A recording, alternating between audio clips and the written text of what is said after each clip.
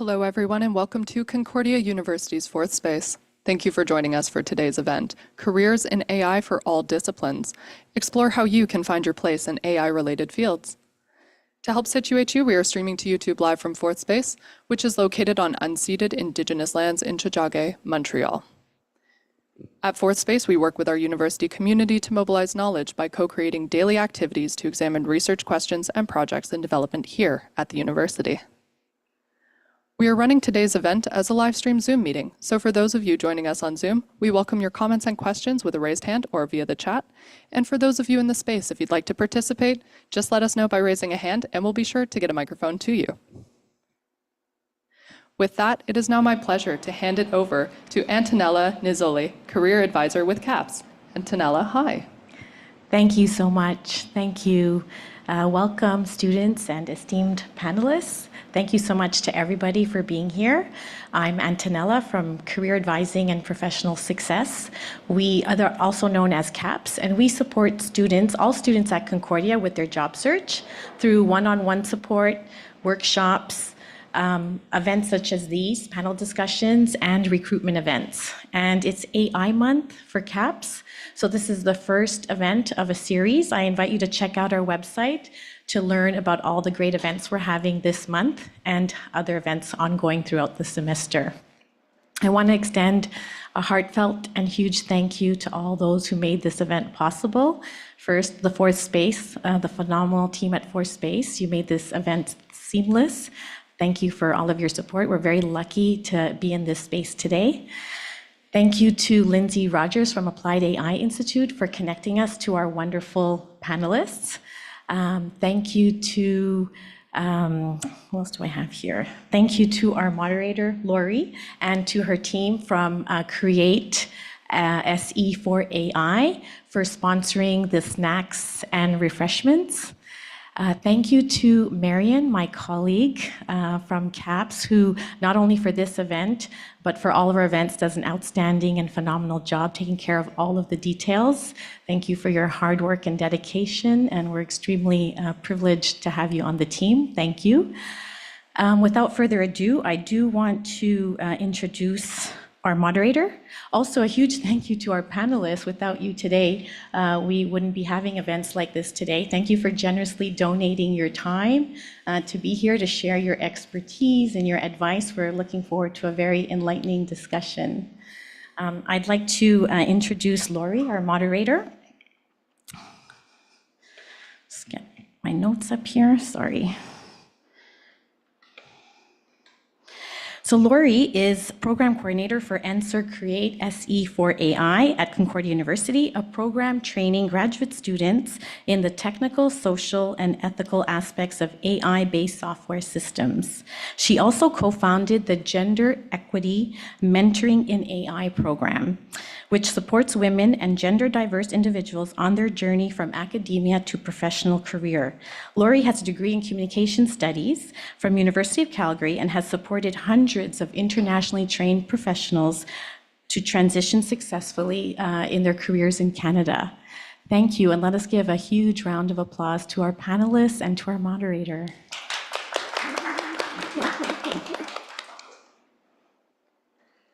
Thank you very much for that introduction, Antonella. Very nice of you. I'm honored to have been asked to moderate this discussion today. It's going to be a very stimulating and interesting one with a wonderful panel. So I'd like to welcome our panel of guests who will be sharing their insights with us today. And in terms of our agenda, I think we're going to try to have the formal panel discussion for about an hour or so. We'll see how it goes. So we'll maybe try to wrap up by shortly after 5 after 2 or so. And then we'll be opening up the floor to questions from the audience. And we'll also be taking questions online at that time. And then we'd like to invite everybody to stick around for the networking portion of the event today and have some refreshments and continue this important conversation. So before we dive into the discussion, I'd like to ask each of you to introduce yourselves.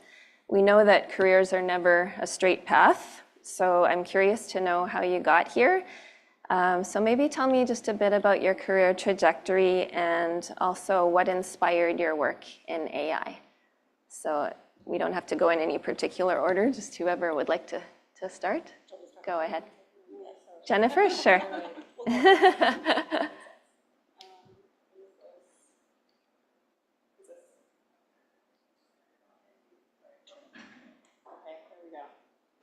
Better? Okay. Hi, everyone. I'm so happy to be here for this conversation. My name is Jen Addison. I prefer they, them pronouns, but I also use she, her pronouns. I am a project manager at Mila, Quebec Artificial Intelligence Institute, where I am part of the public policy and inclusion team. And in my role, I manage an intro to machine learning bootcamp for women and gender diverse people. I never envisioned myself working in tech or let alone AI. My background is in global studies, and years ago, I thought I was going to be on this trajectory of getting my master's degree in, let's say, international relations and getting my PhD in Islamic studies, and I could not be on a more different path at the moment. When I graduated from university, the job market was really tough, and I had to figure out how to kind of repackage my skill set to respond to what jobs were available at that time. And I actually started my first job was in politics, political fundraising for pro-choice Democratic women. I'm from the US, so I was working in Washington, DC. And so I think also growing up near Washington, D.C. gave me this desire to kind of be a part of community organizing and social change and social activism. So that's really kind of been the through line of my career. And I'm sure we'll talk about this more later, but I actually found myself being introduced to Mila at a networking event. It was with an organization called Queer Tech, and their mission is to queer the tech industry. And that was where I kind of said, oh, this is also a space where I belong. This is also a space where I can find opportunities. And it was really inspiring to be in a room full of queer folks like myself and know that this was kind of a space where I could be a part of. Amazing. Thank you. Mm-hmm. Thank you. Madhavi or Madhavi Mantha, and my path is very different from Jen's. I think that's part of what's going to be interesting on this panel. So I actually did my degree in computer science across the street when this building and the engineering building did not exist. I graduated, and I'm going to really date myself here, in 1990. When we did not yet have the internet, and when we would hang out in the Unix lab, and the cool thing was sending messages to each other using Unix command line in the lab. So, very, very different time. Interestingly, I'll share a statistic that I had discussed, I think, with Antonella at some point. The year I graduated from computer science, 20 seemed to be good for job prospects, or I thought so at the time. And so I went into computer science. I will not bore you with the excruciating details of my 30-year career since then, but what I will say is I started with a technology grounding, but very soon in my career, what I found is my home and my secret sauce, where I fit best, was at the intersection of technology and business, technology and problem solving. And I've always viewed, from that first day in the lab to today, tech as a tool. It's a tool to do something. And I would say that what's characterized my career is I've always been focused on the something that we want to do and treated tech as the tool. And as a result, have spent most of my career playing the bridge between technology and business across all different functional areas. In terms of how did I end up working in AI, it was really just an evolution of the multiple technologies that I've experienced and sort of mastered throughout my career. Not mastered from a technical perspective always, but mastered enough to understand what it meant from an architecture perspective, what it meant from a usage perspective, what it meant from an adoption perspective. How do you actually make it real in a complex organization filled with people And how do you get people to adopt in the context of the complex processes that they fulfill every day in their roles? So that's the AI was a natural evolution, and I would say a game-changing evolution, which we'll talk more about today. And so yeah, that's basically how I've evolved, and I've gone from working for large firms in consulting to very recently becoming an entrepreneur for the first time and working as an independent. So this is a new evolution in my journey, and I look forward to sharing with all of you on this panel. Thank you, Mandy. So my name is Tina Yang. Well, how did I start my career? That's also a long, long time ago. I actually have a biochemistry undergraduate degree. Worked as a research assistant in the neuroscience department of Baylor College of Medicine. Right before the dot-com boom, I guess I'm also showing my age here, I got intrigued by computer science. So I decided to pursue a master's degree. And I think that was it. So my career trajectory is pretty straightforward. I'm a technical person, that you would say. I worked in software development industry for more than 25 years. Big part of it, I worked as a development architect for a company called SAP. So it's a company software vendor that provides enterprise cloud solution for more than 25, 27 industries. I worked specifically in consumer retail industry. How I get into AI ML, I would say very similarly with the technology involvement. ML is not something new, AI is not something new, it just got really picked up. So in delivering the solutions, we are using machine learnings. However, at the last 3-4 years that I'm working with SAP, I got a little bit more focused into the analytic and applied AI ML. So that's where my career trajectory is. So.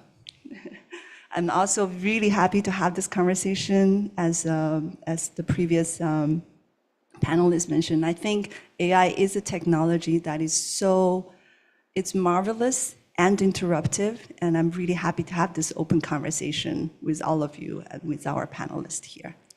Thank you, Tina.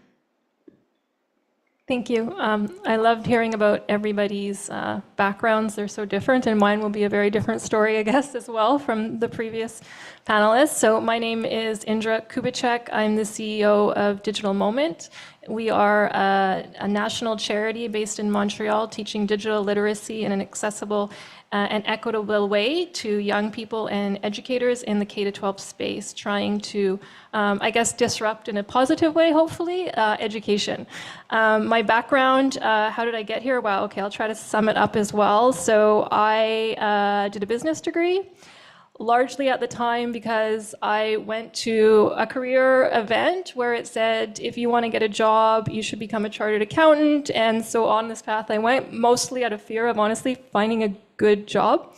And I don't regret getting my undergraduate in business and becoming a chartered accountant. There are many benefits to learning about the business world, but well, it took me to London in the UK for work. So I lived and worked in London for 10 years, but about sort of 8 years into my career, I would say I would go to work with a pretty grim gut feeling that I wasn't in the right career for me, and I didn't feel like I was making a difference in the world. So I went to Africa and did some volunteering in different not-for-profits and education, and I did a public policy master's, a public policy and management master's, looking at how the public sector and the private sector can work together to solve some issues. And primarily at the time, we were talking about the Millennium Development Goals, which are now the Sustainable Development Goals, but there were goals before, we just didn't meet them.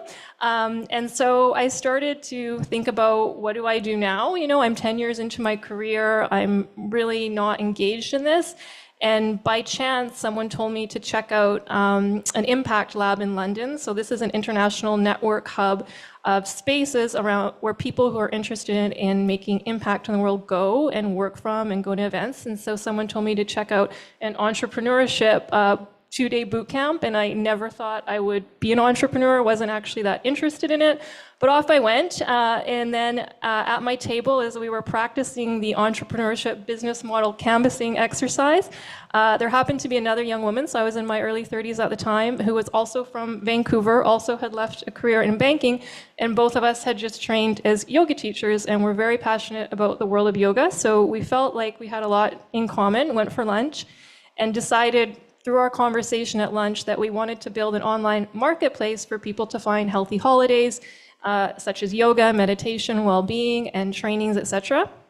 Neither of us had a tech background, and this was about 15 years ago. So at the time, there was no Squarespace off-the-shelf website that you could just go and set up your business in a day or two with no tech background. You actually had to know how to code or find someone who could do this for you. So off we went, totally naive, had to hire developers. We're trying to get people involved with a bit of sweat equity. And what I really realized through that experience was I was missing a massive skill set in order to do something that I really cared about, and was very frustrated that I didn't get this opportunity and no one really talked about it to me when I was younger. So I spent a few years and did get the startup off the ground, but I really became very passionate about the fact that we weren't teaching this in schools, and I happened to come across an organization in London called Code Club, which was the first organization in the world to start sending volunteers who had tech and CS and digital skills backgrounds into K-12 school, after-school coding clubs to teach kids these skills. I joined the organization. We merged into a larger organization called the Raspberry Pi Foundation. Raspberry Pi is a mini computer, which for those who have a bit of tech background know what that is, to make computing more accessible. And I built an international program with 10 countries around the world, helping them bring digital skills to their young people in their countries. And then by chance, the Canadian government in 2017 announced, the federal government, that they were going to start funding not-for-profits in Canada through a program called CanCode. And so I came back to Canada, now to Montreal, in late 2017 to help scale Digital Moment, previously known as Kids Code Jeunesse. I've been working on this mission ever since. The AI piece happened again by chance. So when I first moved to Montreal, I think I was in the Osmo building and was, walking past a screen where they said something about, if you're interested in artificial intelligence, come to some event. Nobody was talking about it mainstream in the general public. And I remember passing this sign in the hall a few times a day and getting really uncomfortable about the same feelings I felt about coding 5 years earlier, which was, I know nothing about artificial intelligence. This seems really intimidating. And if I feel that way, how are young people going to feel? And so we started to go into classrooms in 2018 and 2019, training teachers, working with kids. And finally, I think in 2022, when ChatGPT arrived, people really knew what we were talking about now. So we're now running AI literacy programs across the country. Thank you. Wow, fascinating. Thank you so much. Thank you, Indra, and everyone. I think that leads us nicely into our first theme. So we're kind of going to structure our discussion around 4 main themes today. And I'd like to begin by talking a little bit about pathways to careers in AI. You've all touched upon how you ended up in the field of AI, however you got there. And I know we have many students who are joining us today who are pursuing non-engineering or non-computer science degrees and are probably wondering how they can find their place in an AI-related job or a career. So my first question would be, many students are interested in AI but worry that they may lack the technical background to be able to contribute meaningfully to the field. So in your experience, what roles exist for them, and what advice would you have to offer to them? Who would like to start? Anyone who feels like they can speak to that? Yeah.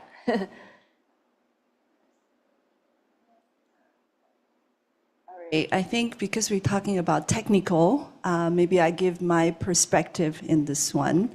To me, the first time you think about AI, likely, yes, like what Lori's saying, we're thinking about, I gotta go learn how to program first, right? Well, that's not going to be enough. Obviously, I need to now maybe build a model. No, maybe a deep neural network. It's small, shallow to start maybe, but well, what about reinforcement learning? What about image recognition? What about transfer learning? Now the list goes on, right? As a technical person, what I can say is, if you are in the role to develop the model or advance the model, yes, you need those skills. However, like many, like what you just heard from our panelist, what's more important or equally important is those non-technical skills. Even in the software development company that I have worked my entire career life, it's not just the developers, development architect, you have project management, you have product owners who understand the product. You build something, business never invests money just for technology. They invest money to use the technology to help them run better, to help them run more optimized. So it's that interjunction of the technical and non-technical. And specifically, the non-technical is going to set you apart from the others. It's what's going to differentiate you, what's going to elevate you in that sense. And if I can advise anything right now is, well, do get into the AI literacies. Learn about this topic. It is coming. I mean, you're welcome. It is coming. So do learn about it to know what it can do. What are the limitations, right? So build that lingo, build that intuition, and then combine with your other domain expertise, and that's what you will find your path, in my mind. Okay. Jennifer, you have something to add? This is, okay, great. Well, as a non-technical person, I mean, as I said, I'm a project manager at an AI research institute. And I think it's worth calling out that on my team, the public policy and inclusion team, there are anthropologists, there are sociologists, there are economists, and we are all working in this AI ecosystem alongside and in collaboration with researchers, for example. So there hopefully are roles that are relevant to your skill set in any ecosystem. What I would say is managing an intro to machine learning bootcamp, I'm actually kind of trying to solve for this problem where I want to have a more interdisciplinary cohort. Of course, the majority of folks doing this program come from computer science or STEM disciplines, even though there's no prior machine learning experience required to be eligible for this program.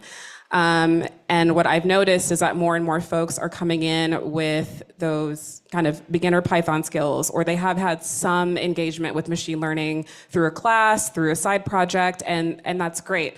So for me, it doesn't matter if you're studying English or information science. For a program like mine, what's important is that you're able to keep up with the curriculum, for example. So maybe, yes, you're studying English, but you've also decided to take a calculus course and a probability course and kind of have those math components that might make you eligible for a program like the AI for Good Lab. And like I said, we want to have more and more interdisciplinary cohorts, and I see this reflected in our workplace as well, where I'm talking to folks to come in and speak about their projects. So for example, I had a team come in that was trying to find AI solutions to combat human trafficking in Canada. And that team was made up of machine learning engineers, but also criminologists and also lawyers. And so there were so many roles that needed to be filled to realize this project. So what I would say is, yes, I agree, learn about AI, do your own learning, maybe do your own projects, just get involved in the space. I think the benefit for me as a non-technical person working at somewhere like Mila is that I can attend someone's presentation about their research or their thesis defense. Am I getting 100% of the content? Absolutely not, but it's still great just to be in that environment, and I'm continuing to learn more and more. So yeah, I would say just try to immerse yourself and start somewhere. And I think that's a great place to start. Mm-hmm. Great, yeah, and there's so many opportunities to learn. I think, Tina, you touched on that. There's AI is everywhere. We hear about, so many different iterations of AI, new technologies coming out every day, and I think there's a lot of opportunities I see on LinkedIn to advance your skills.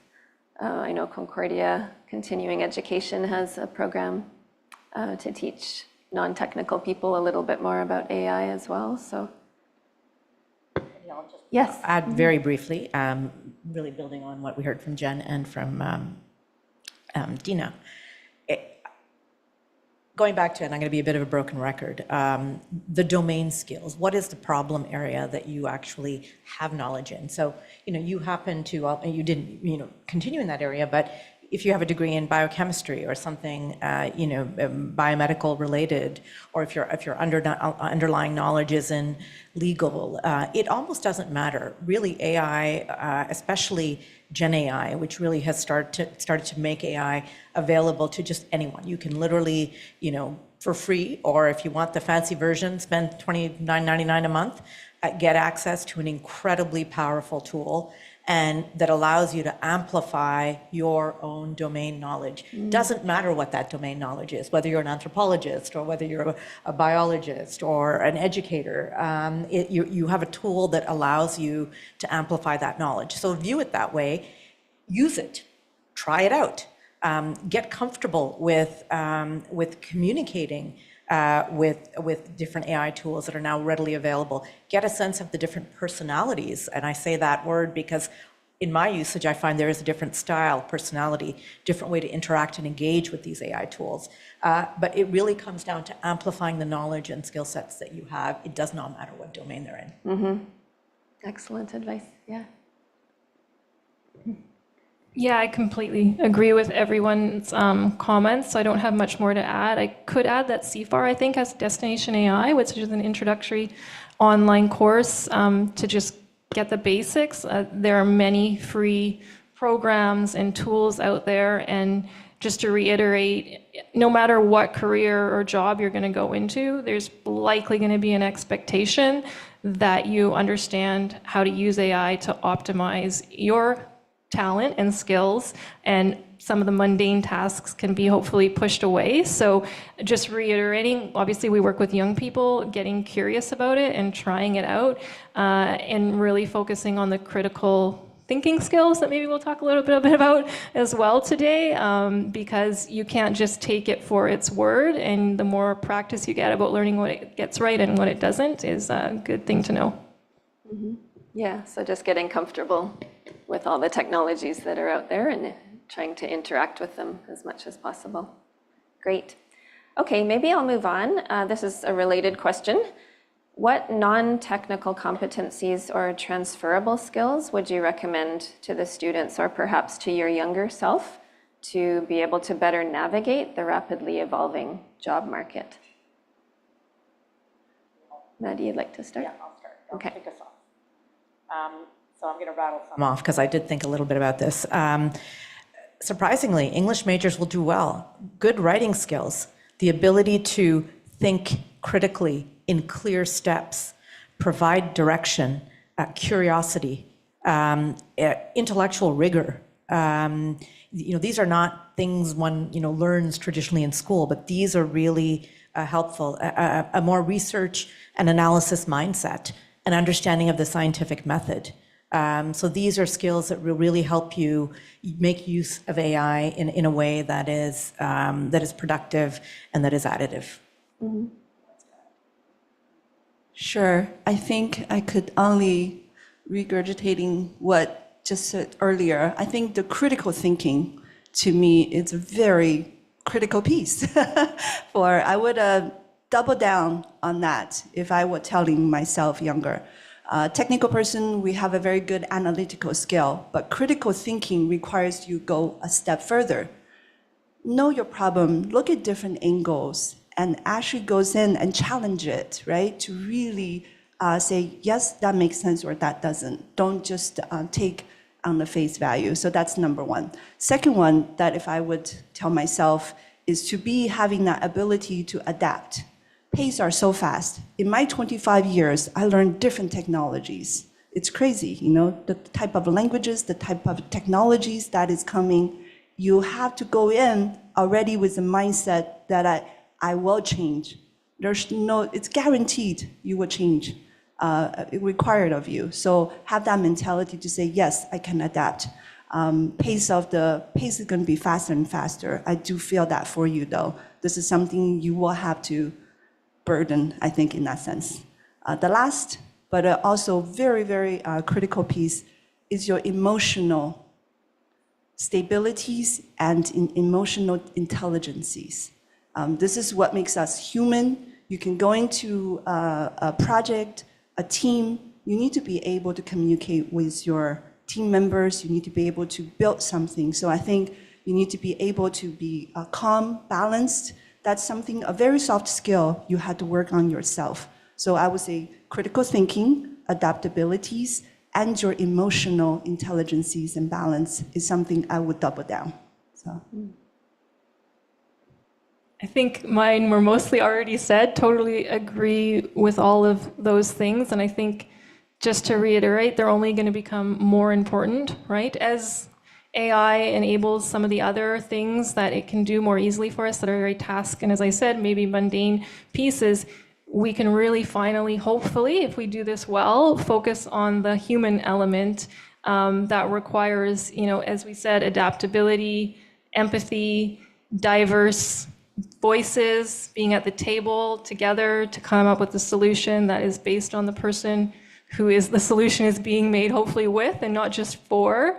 And one of maybe the other kind of outcomes that we track in our programming with young people is this concept around resilience and perseverance and kind of how do we make ourselves more resilient and what helps us want to persevere. So and this is, I think, lifelong learning. This is all through trial and error and being out in the world, but we really focus on mentorship. Everybody needs mentorship, no matter where you are or support. And so how do you kind of, as you see the world around us change, we don't know what all the jobs are going to be in 3 to 5 years. So there's nobody who can answer that question truly. I don't think, maybe a few people, but I'm definitely in the camp that we're only starting to see and nobody can see how fast it's going. So, sitting in your skin and feeling comfortable to just go with the flow takes muscle, I guess, these social emotional muscles, and building that I think will be really important. Mm-hmm. Thank you. Do you want to? Sure, I can add one thing. If I reflect on kind of where I am today and one of the reasons why I feel successful in my role compared to years ago when I was kind of just starting out is confidence in what I know and what I do not know. So I think it was really intimidating for me as a non-technical person to say, sure, I'm going to apply for a job at Mila and I know nothing about AI or minimal, knowledge of AI, and how am I going to feel like I belong in this space? But I'm in the project manager role, and those are the skills that I am bringing to the table, and I am not working by myself. I have a curriculum manager who is helping me figure out what our students should learn every year. I have folks in industry that we're working with to make sure that we're teaching, relevant skills so that folks can actually get jobs. So I think just being confident in what you know and knowing that it's perfectly fine to not know everything and it's fine to ask for help, and that those teamwork and collaboration skills will really get you farther than trying to figure everything out on your own or being too afraid to admit that you don't know something. Mm-hmm. Yes, perfect. Yep. What's a common misconception about working in AI that you'd like to debunk?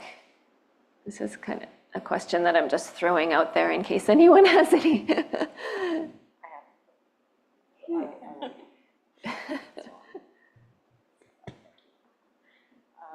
I'm going to start by messing with the question, and I'm going to say that... Oh, I don't think your mic is on. I think you shut it off. Okay, we can just leave it on. Good to know, thank you. We'll save ourselves some headache. I'm going to change the question. I'm going to mess with the question a little bit, and I think let's reframe that to not working in AI. I would say in a room. And I think the mix of people in this room are folks in engineering, computer science, and folks outside. So there may be, and I'm making up these percentages, under 20% of people that work in AI, and that's probably being generous. and who are those folks? They're folks that are actually going to be building AI, the underlying models, or the application layer that's sitting on top of them that is tuning these models in order to solve for particular industry or business problems. So those are folks, that are going to be machine learning engineers that are going to be involved in working in AI. Then everybody else, the majority of us, are going to work with AI.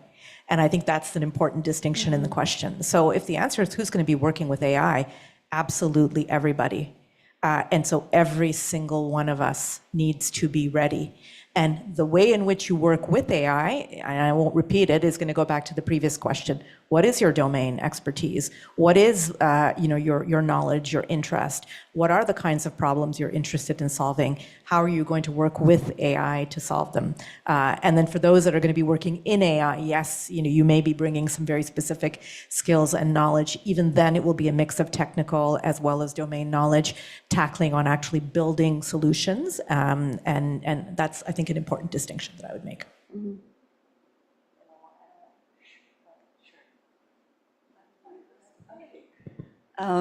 Well, I think there will be one big sort of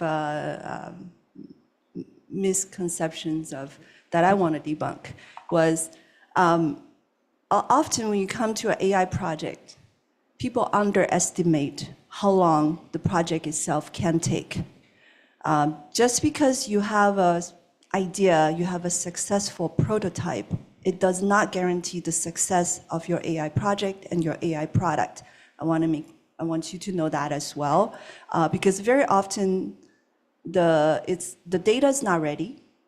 And what's also important, if you go on to a job, when you find a job, questioning about the business matrix to evaluate the success of the project, right? You come up fresh out of school, you're thinking, oh, I want to make my model to predict the highest accuracy. You're looking at the technical matrix, but what's important is to look at the matrix of the business. How do you measure those? Those takes time. Those are the non-functional requirements that wraps around your technical.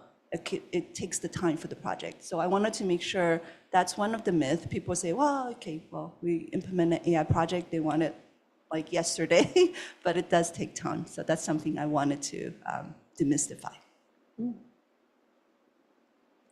When I was thinking about the question as well, I think I was thinking a little bit from Maddie's perspective around working with AI and kind of how do we debunk the myths there. And so I guess because my organization and the position I'm taking in kind of the AI space is around advocacy for humans and human rights and kind of all of this. And so one of the things we talk to people about is that like this sense that AI is correct and it has the right answer, and it's all based on the data and what data it's using and how it's being trained. And obviously right now, without regulation on that, that's all kind of hidden to each organization and company to determine. So we work with teens a lot, and we talk to them about this element. There was a situation during the pandemic in the UK where the UK government decided that when schools were closed and high school students were meant to take their A-levels, which is what's going to determine if you and which university you go to, when they couldn't take them, they decided they could create a brilliant AI model and then just start deciding who's passing and failing high school, and they gave out all these grades and then realized that the model was built on bias, and therefore students who were from socially economically deprived neighborhoods got lower grades than what they actually were getting, and those who lived in more economically affluent neighborhoods got better grades.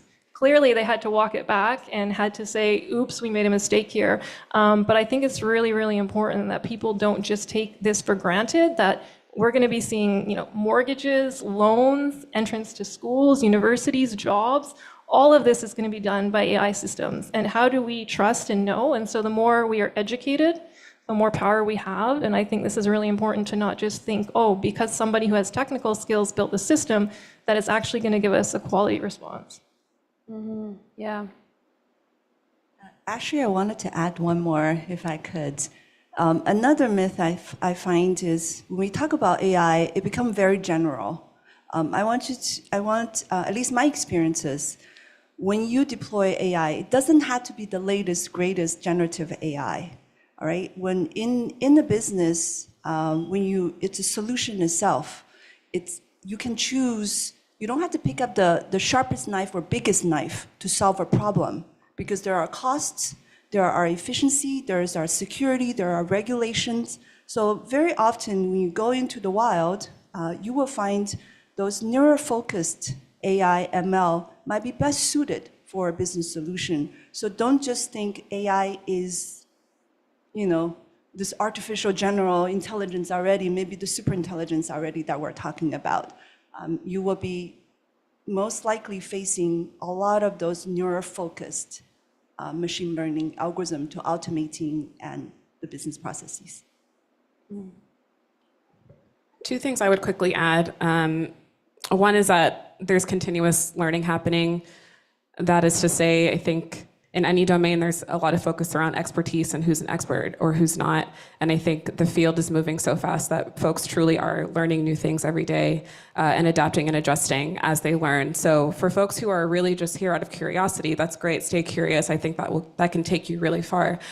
And I think as folks are hopefully discussing more topics along the lines of AI ethics and responsible AI, responsible community engagement, when they're thinking of AI solutions, they're hopefully increasingly noticing that there's different types of expertise that are necessary at the table. So for example, lived experience. If you're looking to solve a problem, and hopefully you've asked yourself, who's asking for this solution? Why? Have we consulted with them? And so folks with the lived experience related to that thing that you're trying to solve or improve are really important to include in the conversation. So I think that also partially kind of debunks this myth that AI can solve and will solve everything. Sometimes when you bring folks to the table that are actually affected by this, issue, you find different solutions that maybe are or are not supported by AI. But I think that's something important to consider. Okay, wonderful. Thank you. Wow, some really excellent insights from everyone. I'd like to go into our second theme, which is interdisciplinary collaboration. I think you've, to a certain extent, touched on the value of having these interdisciplinary teams, but I'd like to ask you a few questions under this theme. As we continue to strive collectively to create more responsible and inclusive AI systems, it only makes sense to involve people from diverse backgrounds, skills, and abilities in the development and implementation of these systems. So I'm wondering if anyone can share a real-life example of an interdisciplinary AI project that you've worked on, or maybe that you've observed in your workplace or your industry that might give our students further insight into how their discipline might play a role.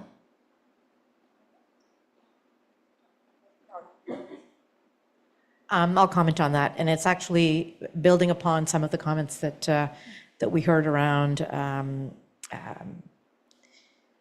trust and risk and privacy and reliability. So I've seen it in a couple of projects, even one that I'm involved in right now, where you're sitting down with a business, and that's where it starts. Because any AI project that I've seen, been a part of, starts with a problem statement that speaks to what is it that you want to solve, what's the bottleneck, what is the issue, what do we want to tackle, and initially, the business, let's say, and I'll use a financial services example. I've done a lot of work in financial services. So you're looking at tackling some very inefficient aspects of a loan process, and how to streamline that so that customers don't have to wait weeks, that things can be faster, they can be more accurate, you can approve loans on a bit more of an automated basis. So overall, good for the financial institution, good for clients. But then you have things to consider that require other people around the table. So it isn't just the commercial lending folks that are at the table and technology that's at the table. You need to have regulatory and compliance at the table. You need to have legal at the table. You need to have security at the table. And what often happens, And I think it's gotten much better. But 4 or 5 years ago, when we were starting to look at these projects, there is a tendency to bring those voices to the table too late, where you've designed everything, you already think you've got the answer, and then you say, oh yes, now I need to think about security and privacy and risk and compliance, as opposed to bringing those colleagues, those collaborations to the beginning of the process, where you're starting to think about, privacy by design. Have I thought about bias? Have I thought about these factors? Because they will actually change the way you design and build and roll out a solution. And so I think that's a really real example. And you can take that same principle and apply it to other industries, where you need those multifunctional groups. They're bringing a specific expertise to the table that the business and the technologists may not have and probably don't have. And you need to bring that into the process early on so that you can incorporate those ideas by design and end up with something at the end that you can actually deploy safely out into the world. Right. Yeah, I was trying to think of a couple. I'm on the startup committee at Mila, so I love watching young people start AI businesses. And one of the things that I guess AI does really well is predict things. So I've seen a lot of young people come up with some interesting solutions to problems around predictability. So one company was looking at wildfires in the West, and how do we use AI to predict when and where wildfires are happening based on, it's a long weekend, how many people are going to be using this place, etc. And so you need climate scientists, you need obviously the tech people, you need people who have geographical knowledge, etc. That was an interesting project that I think could be a really good one in the world, because I'm a big advocate for AI for good. And another one actually that Valerie Pisano from Mila was telling us at an event I went to a little while ago was around AI generated music to help people with anxiety and depression. And working with obviously neuroscientists and psychologists and really thinking about what actual solution needs to be put into the world. And yeah, those are really interesting, very different outside of AI career paths, but you could still end up with the technology people building a solution that's for the benefit, for the better. Mm-hmm. Yeah. Thank you. Yeah, that's fascinating. Here's a more general question, still under that same theme of interdisciplinary collaboration. How do you think organizations can create environments that encourage greater collaboration among different fields? Is there anything organizations can do to encourage more of this? Or is it happening organically already, do you feel? This is a bad pattern where I'm going first all the time. But Okay.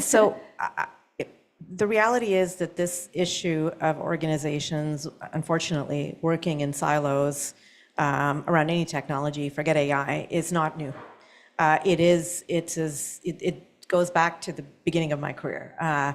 It's a recurring problem, and I think one way, and I think the best way to get around it is by having clarity on what you're trying to solve, right? So if you're looking at a it's the old classic, we learn in school the Ishikawa, the 5 whys. If you're looking at a problem and you're saying, well, I want to fix it. Well, why?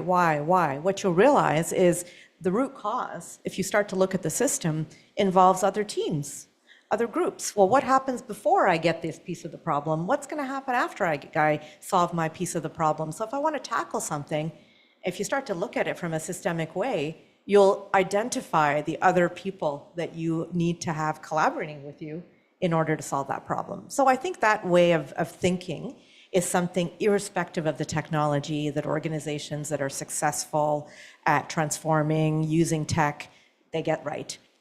They start to ask those questions and they start to look at the landscape beyond that functional area, and it's a cultural thing. If you can put that into your culture, make that a part of your culture, you will end up building the kinds of cross-functional interdisciplinary teams that you need in order to to either create great products or to solve problems. Mm-hmm. There is an initiative happening at Mila right now, coming out of my team, where the public policy folks on my team are trying to kind of serve as a connector between researchers at Mila and policymakers. I think this is really interesting because a lot of it kind of boils down to, yes, establishing connections, but also language, because I think we're all speaking different languages in our roles and communicating differently in our roles depending on who our audiences are. And I think the researchers, especially when we're talking about AI governance, for example, need to communicate with policymakers, but perhaps they don't want to read a lengthy paper to understand your research, and they kind of just want you to boil it down and speak plain language so that they can create, well-informed policies. So the public policy team is kind of approaching this to be the folks that bring folks, to be the people that bring folks to the table so that they can find a way to kind of better communicate and share information to have greater impact from a policymaking perspective. Mm-hmm. I think there were one practice that I saw at the company I worked with SAP, is they do have this program allow some of us to go rotate into a different department just for a little bit. Of course, you do have your mandate. It is hard, so you need to kind of really want it to. And it's probably similarly at school. I mean, you might be able to have an opportunity to go to another discipline for a little while, or take a study of 1 or 2 courses. And I will highly encourage you to do that. This is how you can build that, the lingos from the other domain. You don't have to go deep, right? So take that opportunities. I think for organization to do that, they do have to have that culture as well, to really coming from the leadership, allowing you that time. And I would say the same thing about college, right?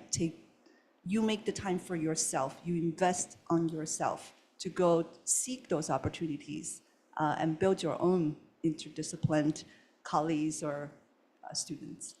Mm-hmm. Yeah, that's a really good point. Mm-hmm.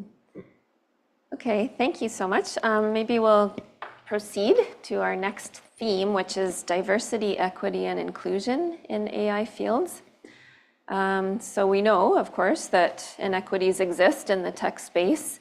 Women still only make up 25% of the tech workforce overall. And when you look at female executives, women executives, we're down to like 10 or 11% that are filled by women in 2025. So as women in tech, I'm sure you've all faced certain challenges along the way. So I'd like to ask, did you face any barriers along your career path in tech? And if so, how did you navigate them? And also, what can we do collectively to break down these barriers? Seems like an age-old question. We're still trying to figure it out. But do you have any insights on being a woman in tech, or trying to navigate these barriers that unfortunately still exist?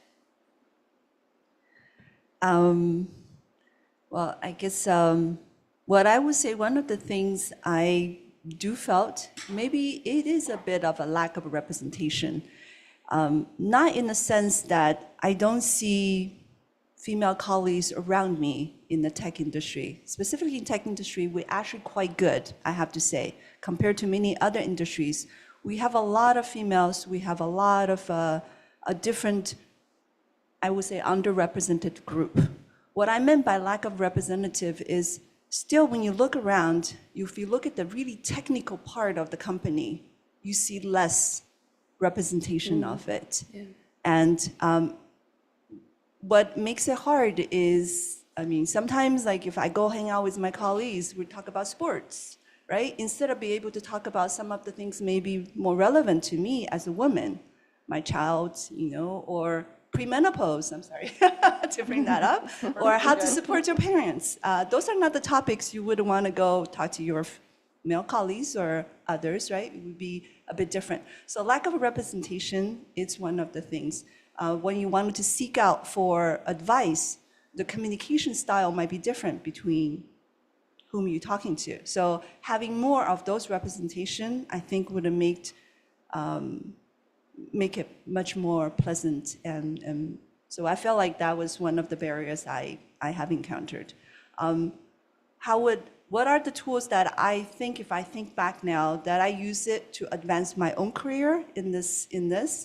I think one of them is I went out for a mentorship. I actually reached out. I tried to seek for someone whom can give me more advice. So I had to give a shout out to my previous mentor, Bern Leonard. He is the Chief Development Architect and the Vice President for the consumer retail industry for SAP. So having that continuous conversation allows you to see opportunities, right? And someone who can also, when you deliver, they actually recognize what you have done. So you have more opportunities in that way. The second one I have used, I think for my career, is having that curiosity to look at other teams, to break the barriers. I still look for other teams to see what are they doing, to make that connections, really make yourself out there, connect the piece that you can connect, getting the advice from the other colleagues that you have the common ground. Maybe you don't have some of the common ground, but you will have some others, right? So seeking for that one, seeking for people who's good at that area, and then allowing you to kind of advance yourself in that aspect.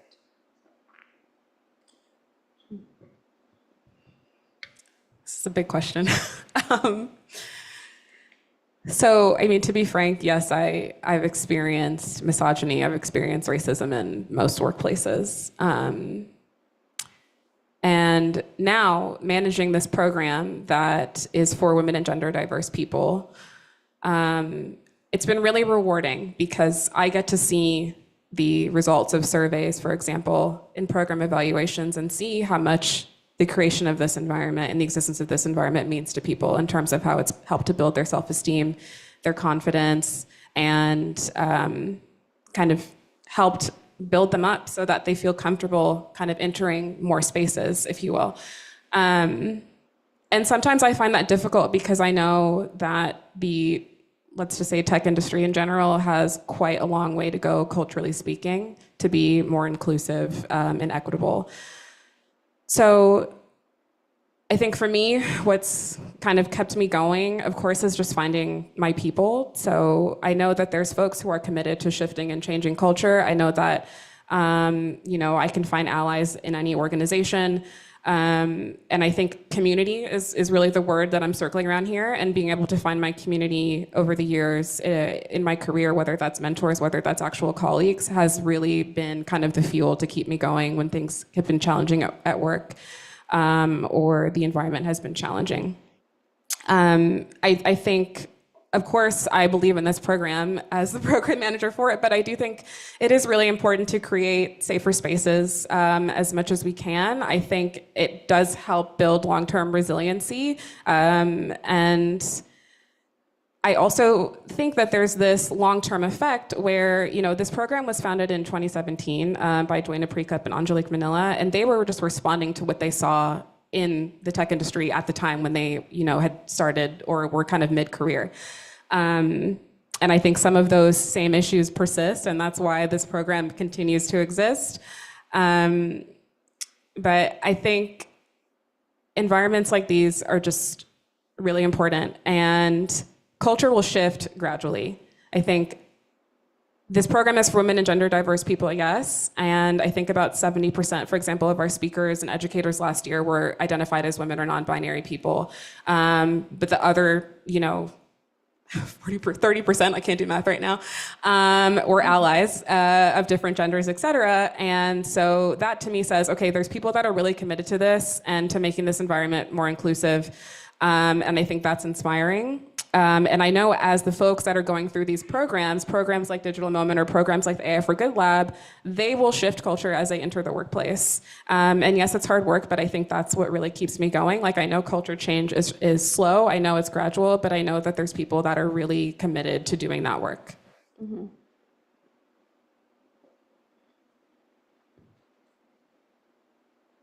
Yeah, I think one of the things, I agreed with everything that was said, but one of the things that I guess I've been reflecting on a little bit more around equity in the past few years is I really think it's important that we don't expect everyone to have a traditional education path to get to a job. Like this idea that, oh, on your resume or your CV, you need to have done this very specific education, I think is very limiting to actually changing and shifting things. And do you really truly need to have that exact academic pathway? I doubt it. The job market's changing so fast, and companies can create programs in order to upskill people and actually change this if they really want to invest in it.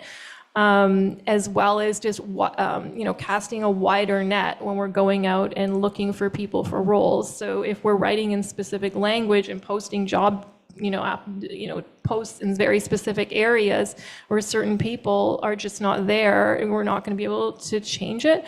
And one of the other things that we're working on right now with one of our potential funding partners, a corporate partner, is around networking.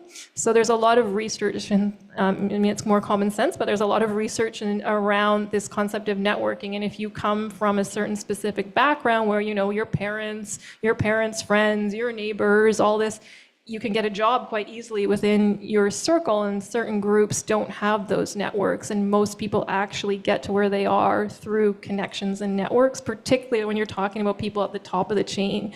I really felt this when I moved to the UK.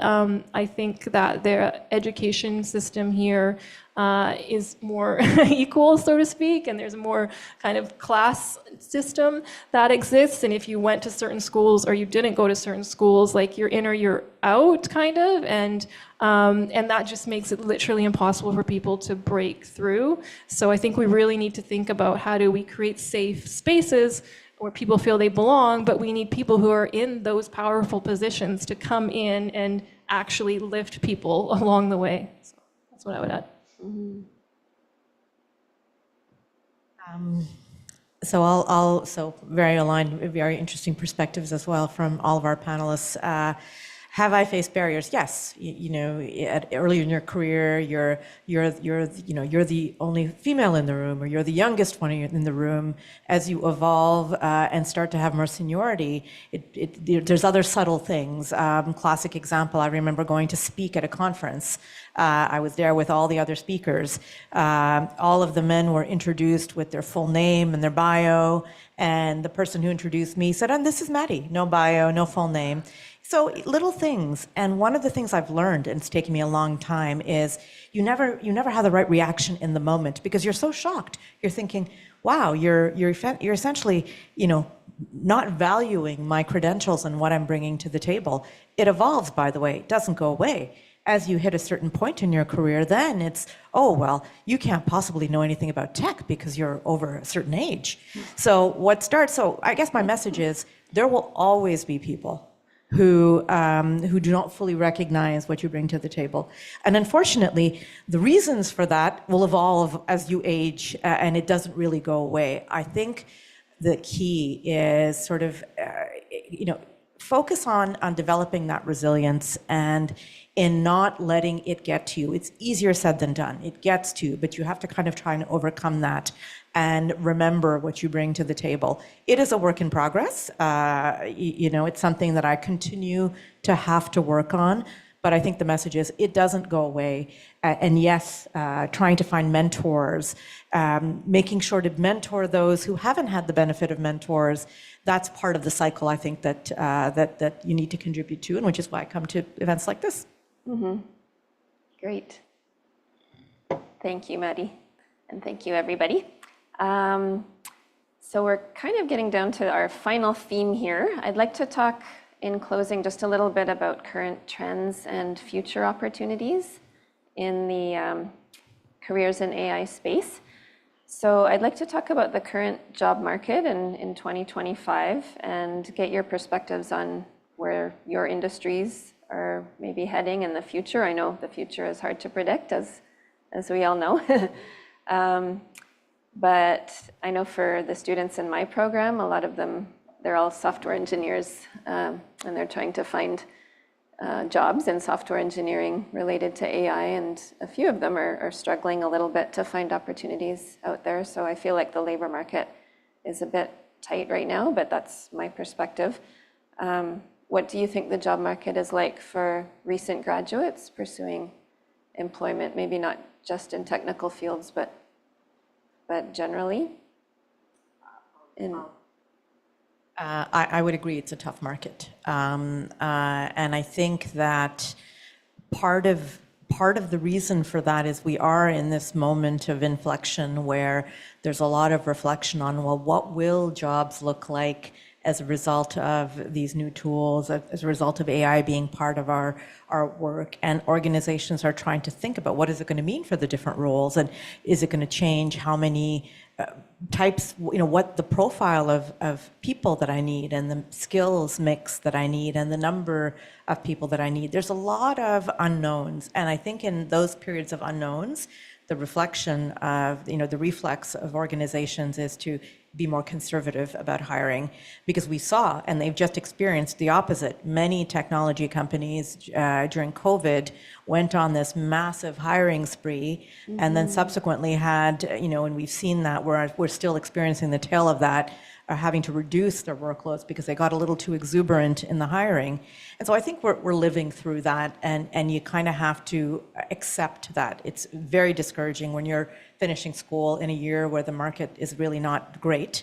And I think in terms of advice, what I would say is, building on a lot of the comments that we've heard throughout this event and this panel, which is, focus on the problems. What is it that you want to apply your technical skills to solve?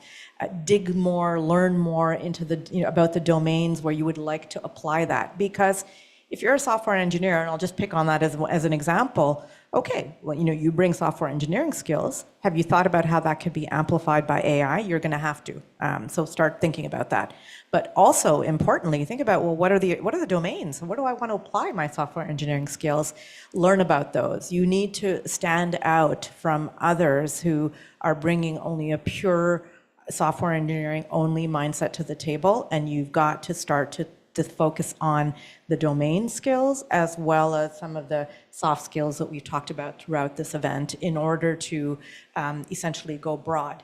We're in a world where generalists, again, we've gone from generalist model to super specialization, and now I think we're back in a situation where generalist skills are going to start to be important. And so those are things I would say to folks who are sort of at that point of figuring out how they are going to start their careers. Good advice. Well, I couldn't agree more what Mandy said here. I think if you're in technical or non-technical, add AI ML into your resume, into your field. Just infuse it. Learn about the lingo, as we said. It can only help you. It's a tool, right? It's when you think about personal computing, how can you imagine nowadays you don't have your laptop with you? I just saw you having a laptop right in front of you, right? So this is a tool, it will come. You should have that right now for yourself. And then, as Mindy's saying, also eventually you will have to know a domain, some other expertise that to infuse together. I see a bit now, yes, the market's tight. Somehow I'm seeing that in maybe the next, 4 or 5 years, just because all the businesses also trying to figure out what they can do with AI. The demand for people who actually know AI ML together with the business is going to increase. But that's not to say 15 years or maybe 20 years down the road, then AI might be in a stage where they will completely replace and displace some of you. And that's where you have to think even further, a longer game, a more end game, right? So my thinking is, yes, first, immediately start getting into AI ML, add that into your resume. Second is you can kind of expecting to have you'll be able to find jobs, I think specifically for you or maybe even for the next batches, but then really start thinking about the long game as well. So.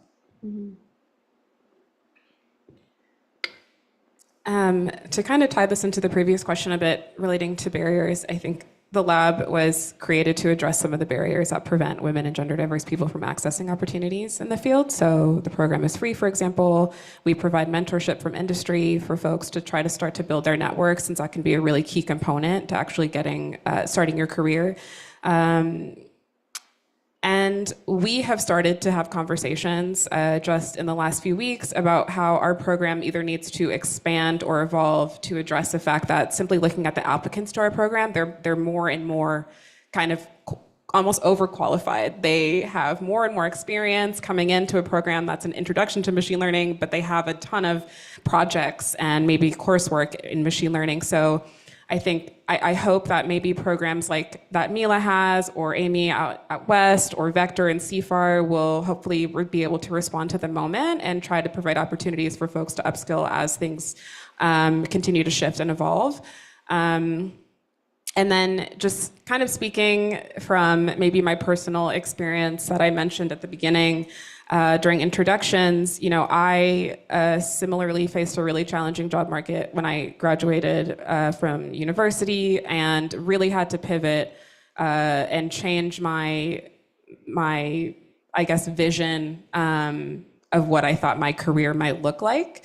And I think there's a little bit of nuance between your skill set and your actual interests. And what I mean by that, for example, is there's a question on the AI for Good Lab application, and it's, what is your vision for AI for social good? So great, you're interested in AI, but what vision do you have for how you would want to use it, or how you would want to actually apply it?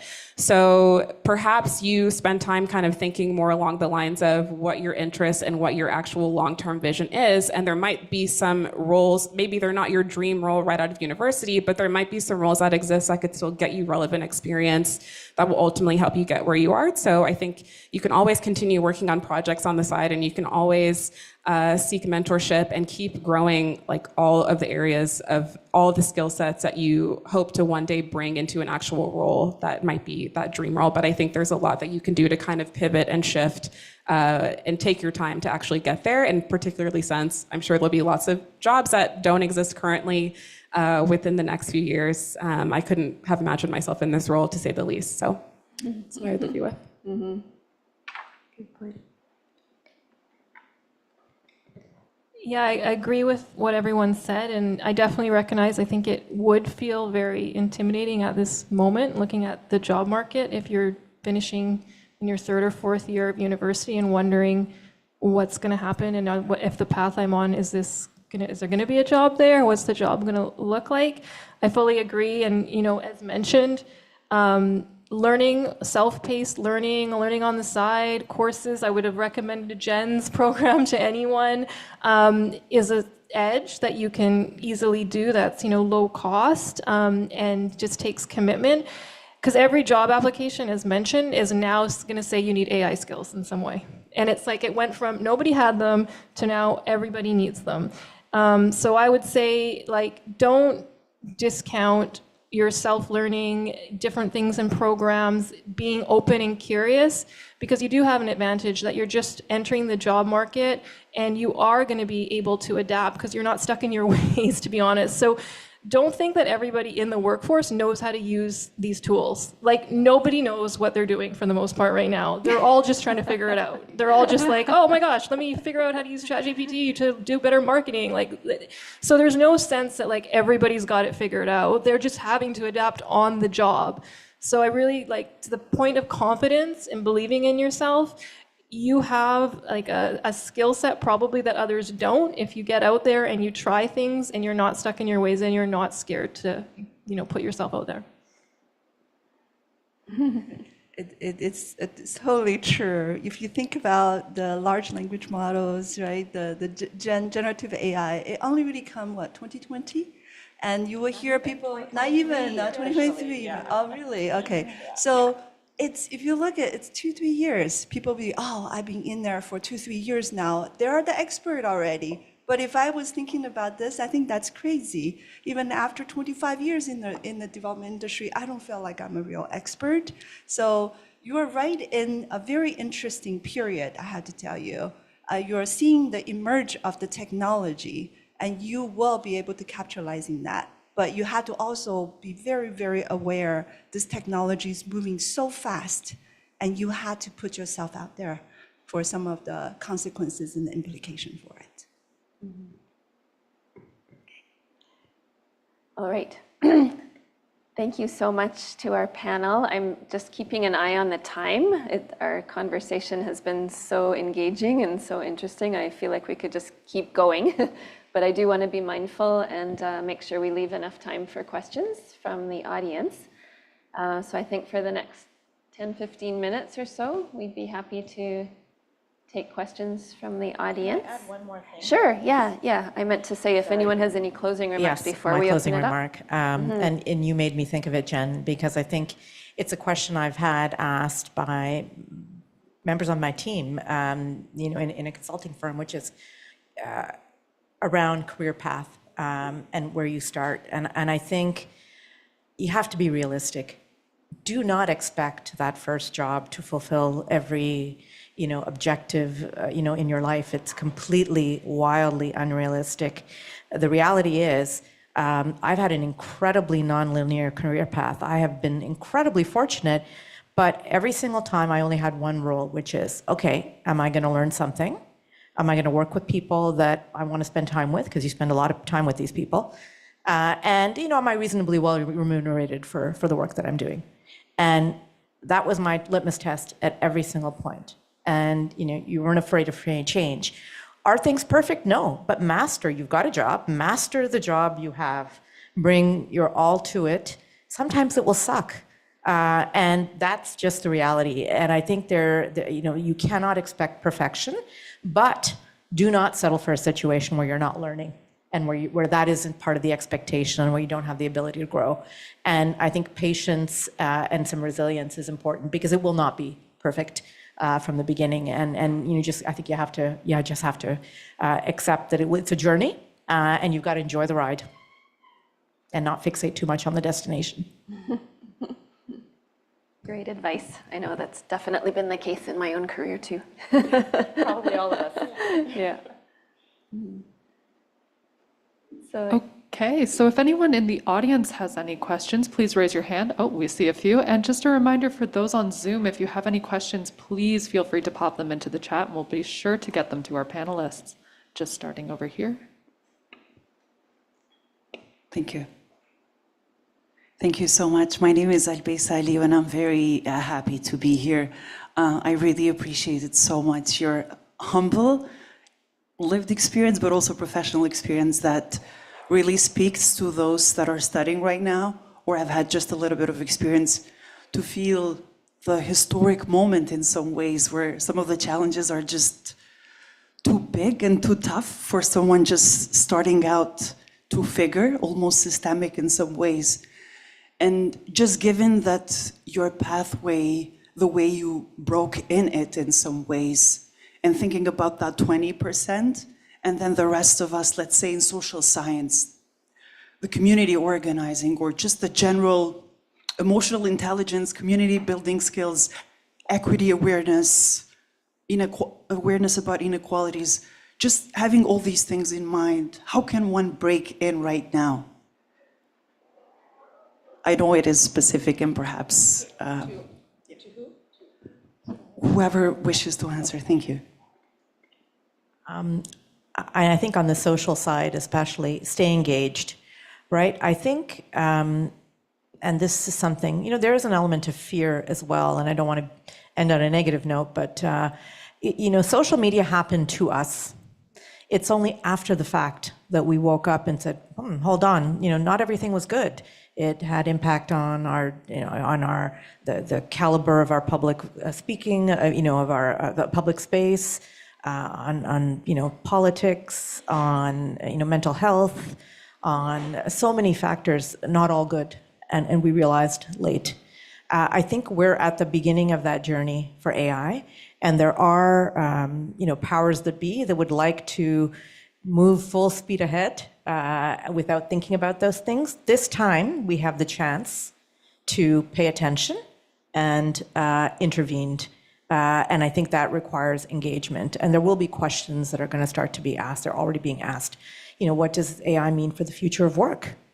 If jobs can, some jobs will never be automated.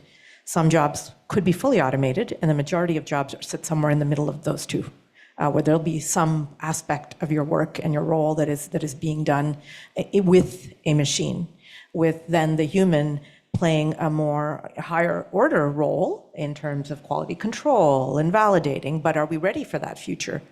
And so I would say stay engaged. There is room. I want the economists in the room to be asking these questions, and the sociologists and the political scientists to be asking the questions of, well, what does this mean, and how do we get ready as a society to make sure that the benefits of this are shared a lot more evenly than I think the spoils from social media were shared, as an example.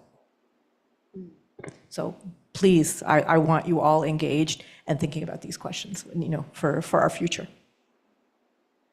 Right. I'm just so happy to see you. You're already doing what to me, you're supposed to do. Having that awareness, actually start coming to events like this, right?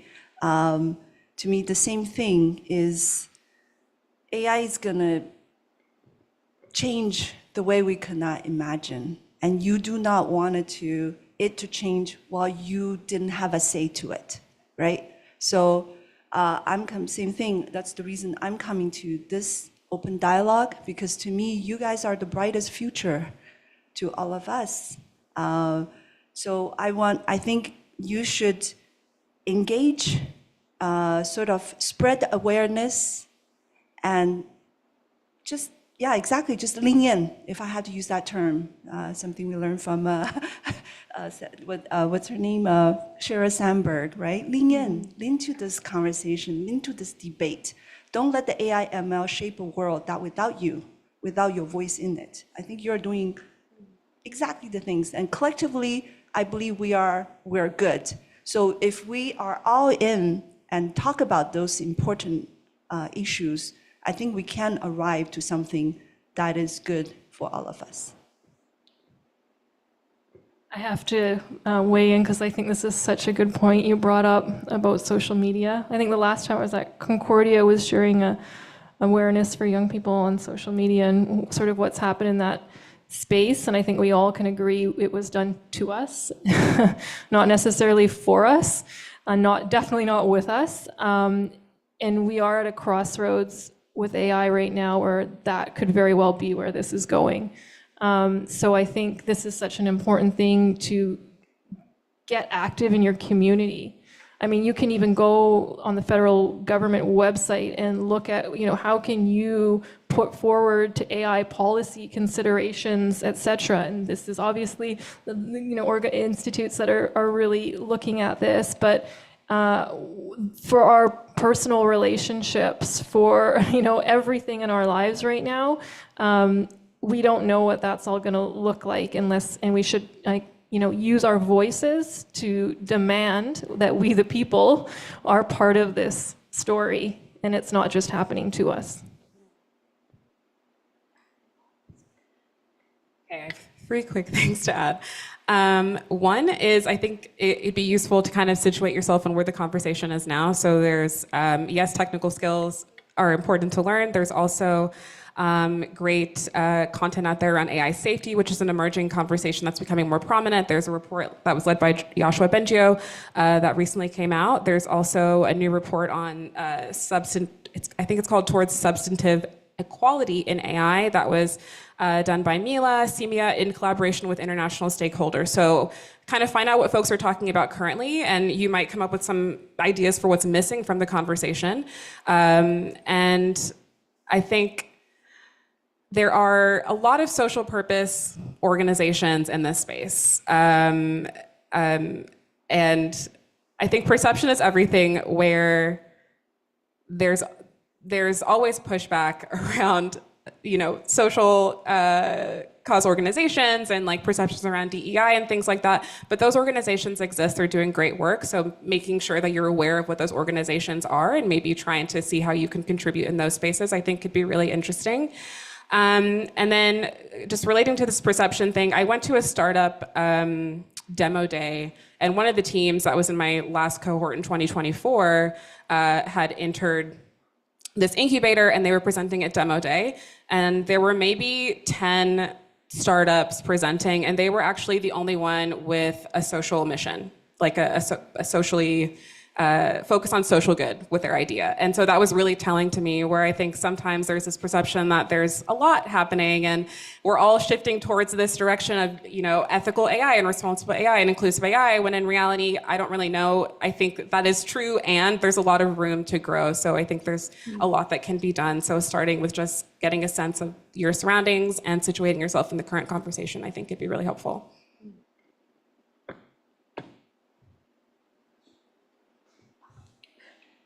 Then we do have a question online, actually. No, you do. You do. Sorry, it's just some people online. Otherwise, Okay. Thank you very much, sorry. Hello, thank you very much. Just a hypothetical for Indra. In terms of digital literacy, how will we be able to teach children to understand the context of incredibly immersive historical experiences? In terms of, imagine if you had the Meta Quest 3 combined with AI-generated videos that you can see on social media now, and how would you be able to tell a young person that this isn't history, this is generated, because there weren't cameras back in the Roman Empire, for example? Sorry if that's a loaded question. Very creative question. Yeah, a very creative question. Repeat it so I can make sure I fully understood what. So if you're in a classroom and I had an application for a Meta Quest 3 that could immerse me in, let's say, I don't know, the War of 1812, for example, how could you tell a child or somebody who doesn't have the critical thinking skills yet that this is real, it's a historical example, it happened, but that it's not real in terms of it wasn't captured. It was trained on what was written at the time. Yeah, good point. Well, I guess, that comes down to building critical thinking skills, I think. So, I mean, that's where we work with young people on kind of how technology is built and what information, and I don't know if this is helping answer your question, but what information we've fed into a system or a model in order for it to build the reality based on what information was given to it, I guess, which is probably not necessarily reality of what actually happened. And that's quite concerning, actually. So I don't know if this kind of speaks to some of what we talk about with young people, but a lot of languages and cultures don't exist on the internet.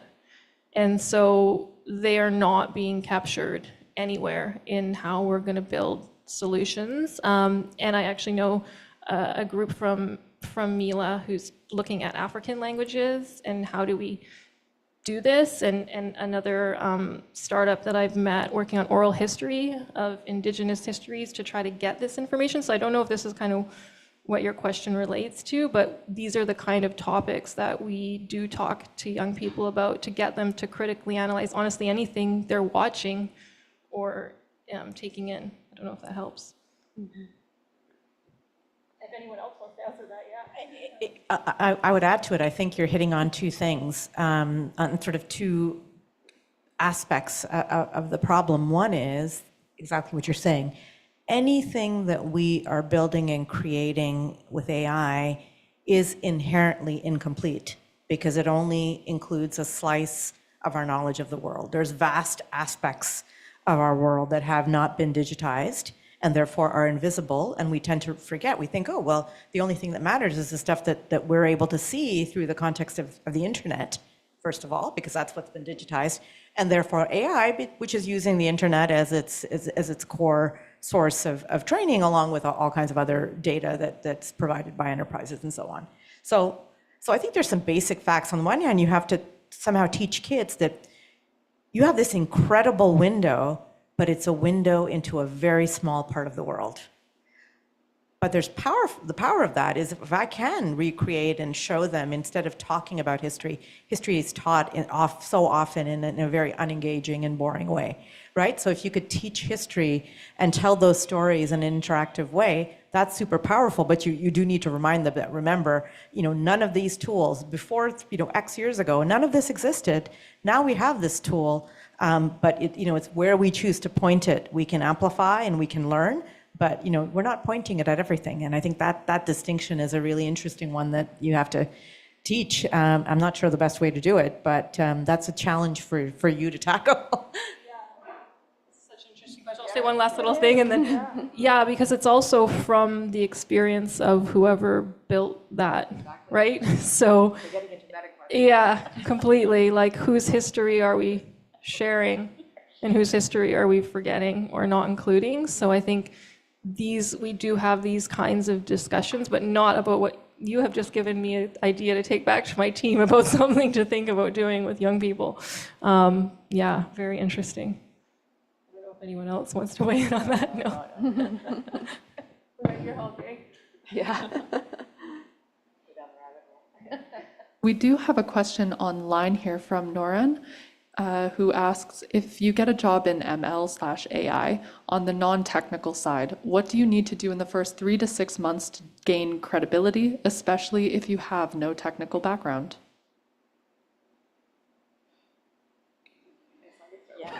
Sounds like a Jennifer question. Great question. It's funny because I started my role in December, and applications for my program were opening in January. So I actually was not given the time to really learn anything. I had to learn what the program was and how to get the applications open. And so what I maybe would have done is honestly, at Mila, for example, sit down and kind of gone through some of the recent publications that the organization had put out to understand, our stance on certain issues or what kind of our prominent areas of expertise and research are. Try to understand the ecosystem. So I think Mila is a unique organization where there's researchers, there's students, there's staff, understanding how that works, how folks work together or not. I think there's a lot of opportunities, as we've talked about working in silos.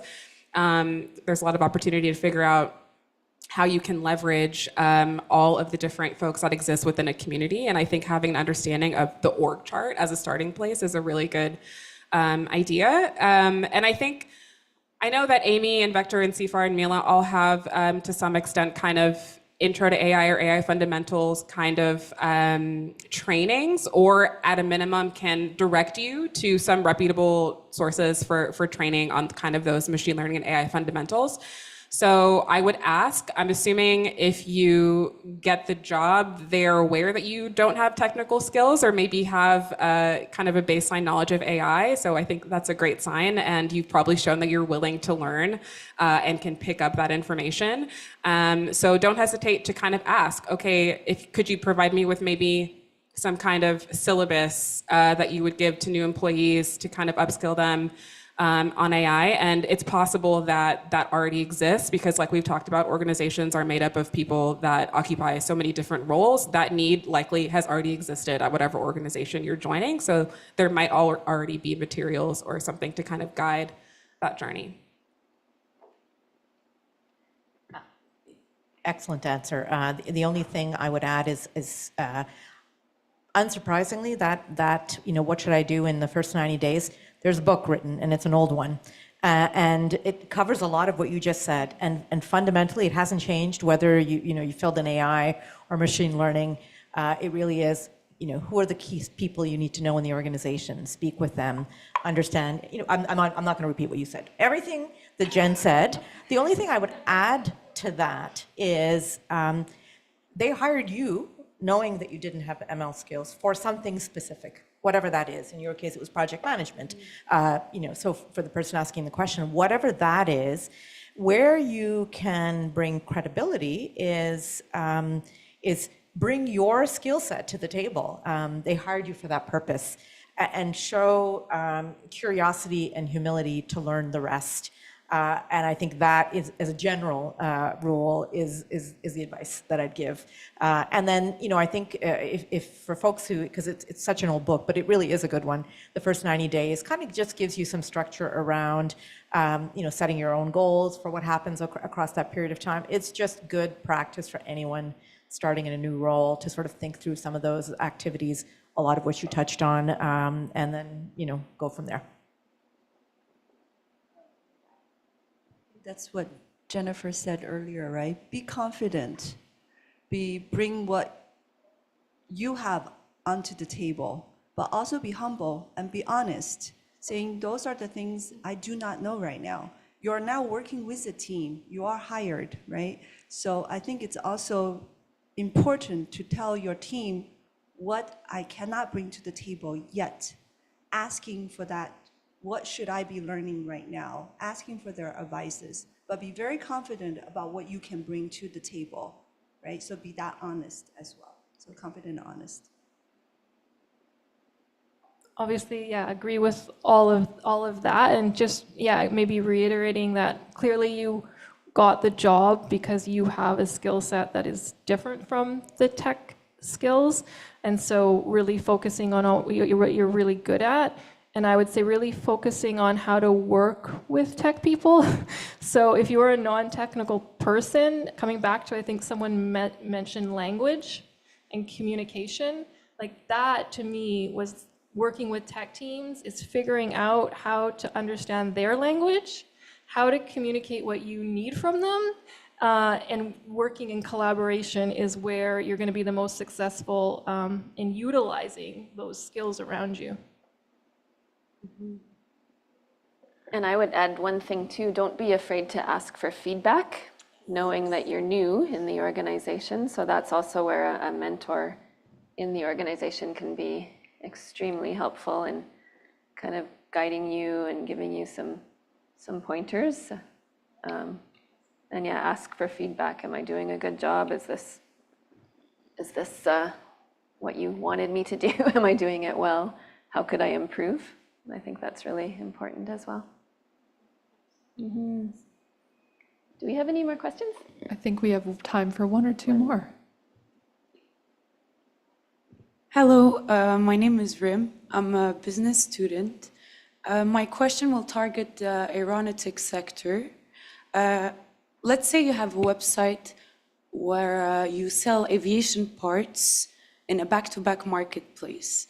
I wanted to know how can we use AI to create a real-time pricing model for aviation parts, ensuring that the company or the website remains competitive in both commercial and military aerospace sectors. Wow. Okay, I would have to ask you a question or two first, quickly. So when you say it's a back-to-back marketplace, clarify, please. Oh, Michelle. Oh, yeah, okay, B2B, okay, business to business, yeah, okay, yeah, perfect. So here's the questions I would ask you, right?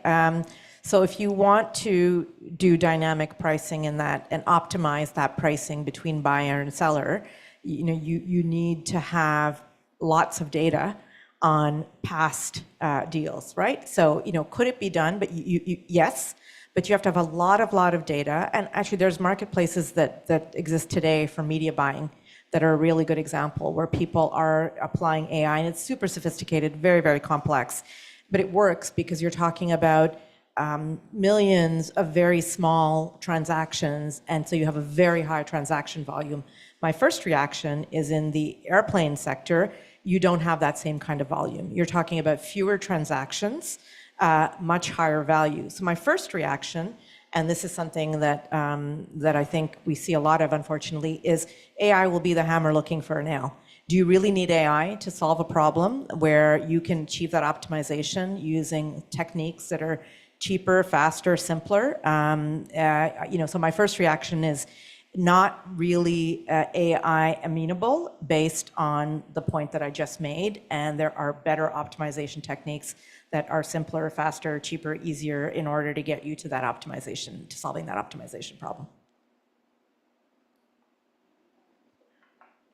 Well, you talk about avionic industries, but I think they're, like what Mandy's saying, I think in that industries is probably very heavily regulated as well.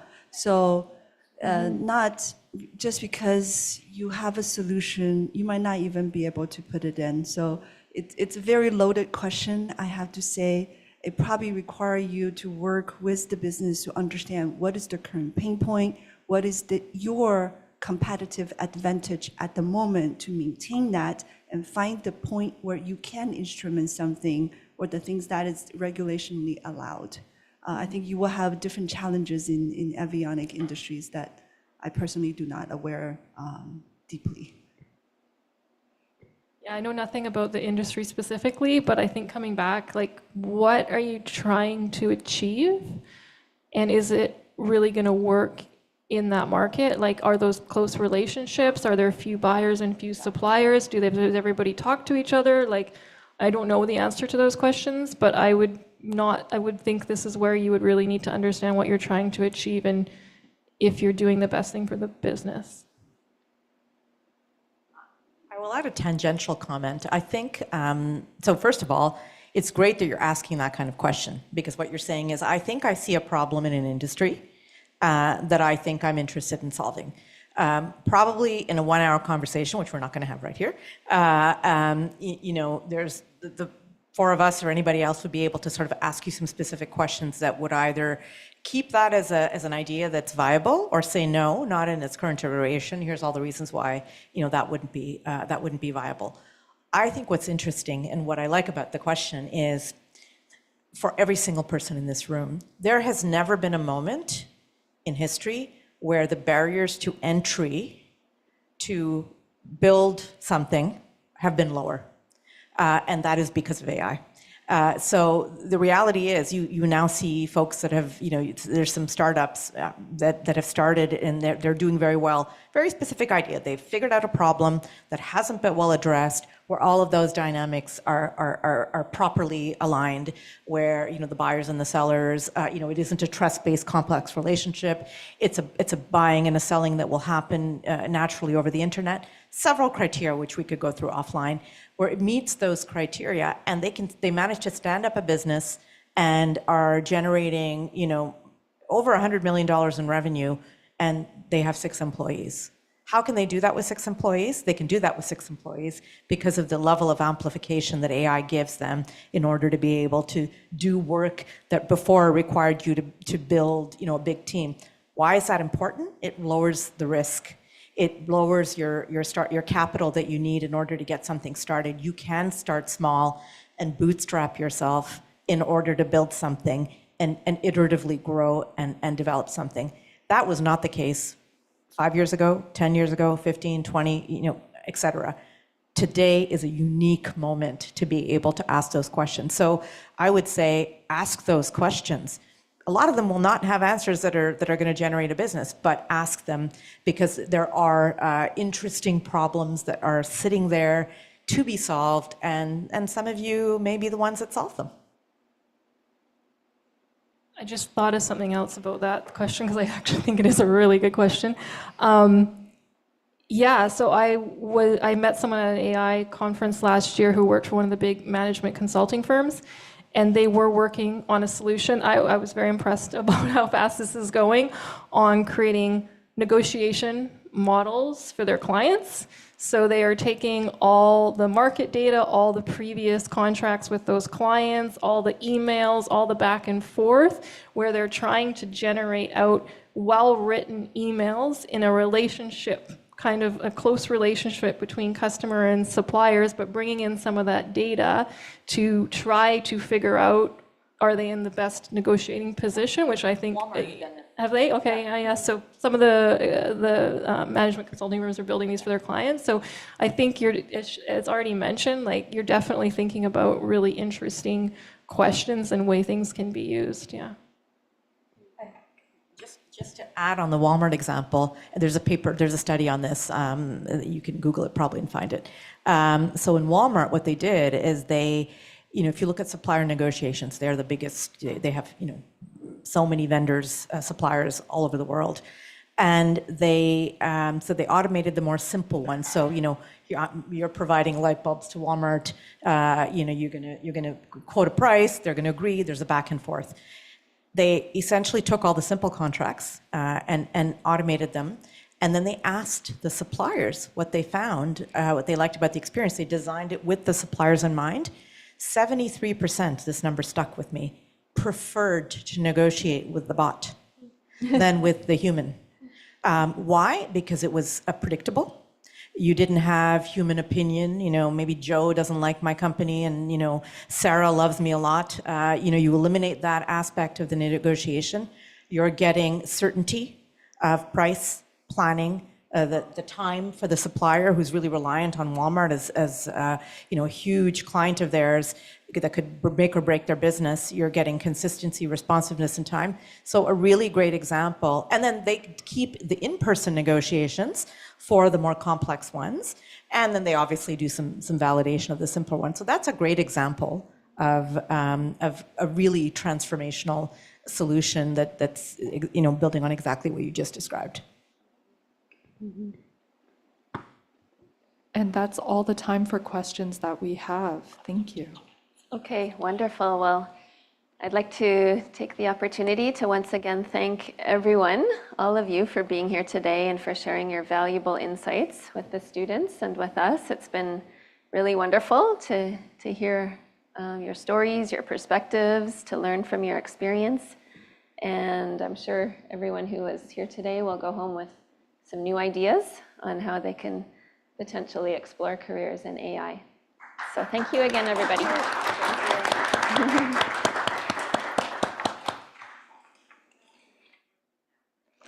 Yes, and please stick around. We have cookies, coffee, tea at the back. Please help yourselves. And I think our panelists will also be available to answer any questions or to continue the conversation. Wonderful. Thank you, everyone, for coming into Fourth Space today and for activating this conversation. For those of you online and for those of you here in the space, thank you for your questions. We're going to be closing up the Zoom and the live stream now, but a quick reminder that this conversation is already available on our YouTube channel if you'd like to revisit or share it. We hope to see you here once again at Fourth Space. So thanks again and have a wonderful day.